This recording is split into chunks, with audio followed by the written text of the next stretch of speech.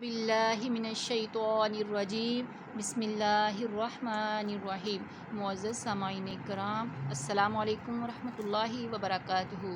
آج کی حدیث مبارکہ میں آپ کو استقامت کے بارے میں بتانے لگی ہوں کہ جس میں نبی پاک صلی اللہ علیہ وسلم نے ہمیں وصیت فرمائی ہے کہ استقامت اختیار کرو۔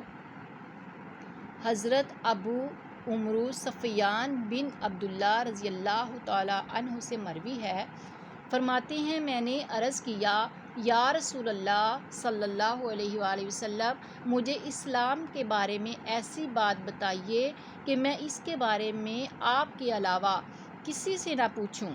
آپ صلی اللہ علیہ وآلہ وسلم نے ارشاد فرمایا، کہو کہ میں اللہ تعالیٰ پر ایمان لایا، پھر اس پر ثابت قدم رہو۔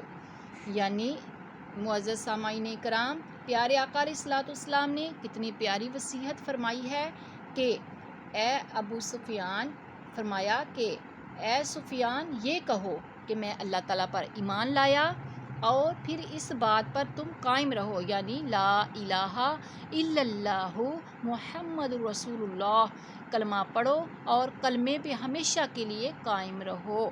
اللہ تعالیٰ سے دعا ہے کہ اللہ تعالیٰ ہمیں بھی کلمہ طیبہ پر استقامت عطا فرمائے، آمین۔